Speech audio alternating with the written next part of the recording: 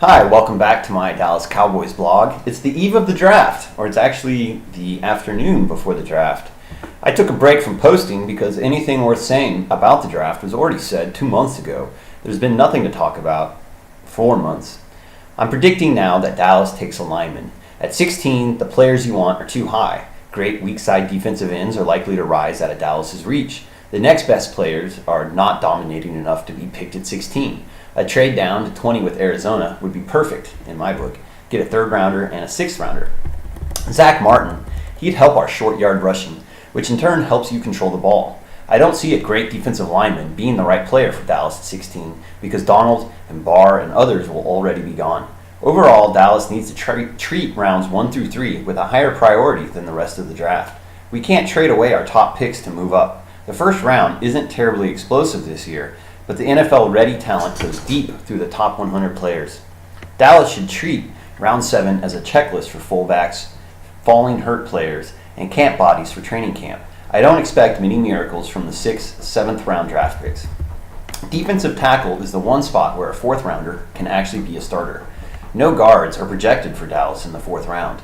The other positions need to go higher or else they won't be chosen at all. I usually love the options available in the 2nd round for defensive ends, so that position doesn't need to go in the 1st round either. When it comes to safety and guard though, if you don't get one high, I don't believe you will get anyone at all. If Dallas doesn't draft a safety pretty high, I doubt that any other safety can improve this team. That said, let the board dictate your choices. If a phenomenal talent like Barr falls to you, even though you think the 2nd round defensive ends are good, I think you gotta take him. He can be elite. It's hard to see Dallas meeting all of its needs. There is a chance for an elite talent like Barr or Donaldson will be there for Dallas at pick 16, but otherwise I'd love to see a trade down and net some 2nd and 3rd rounders. Dallas has many holes and needs depth all over. I am very ready for this draft to begin. Let me reiterate some of the themes of this offseason that will be guiding Dallas over the course of the draft. Dallas gave up 5.5 yards rushing on first down.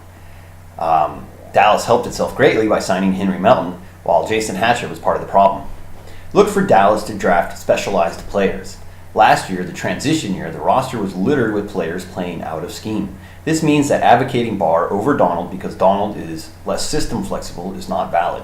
I've come to the view that position flexible players are next in line to get cut.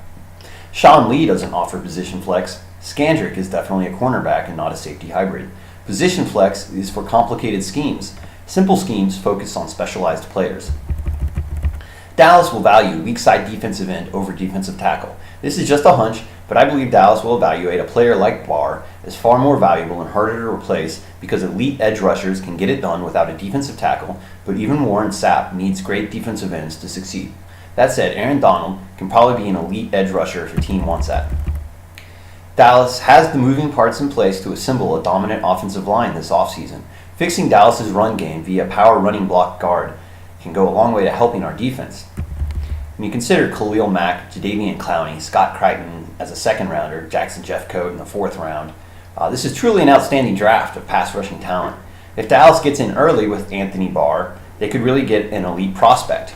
However, if you remember my blog post, Dallas and the Superstar Problem, I conclude that defensive depth is more valuable than star power and would by that reason pass on an elite defensive player in the 1st so you can get more bodies for a rotation later.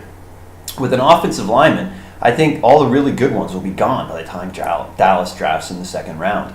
Because of the defensive depth in the 2nd, 3rd, and 4th rounds, I'm hoping Dallas gets an offensive guard in the 1st. I don't believe any of the late round guards will really help this year.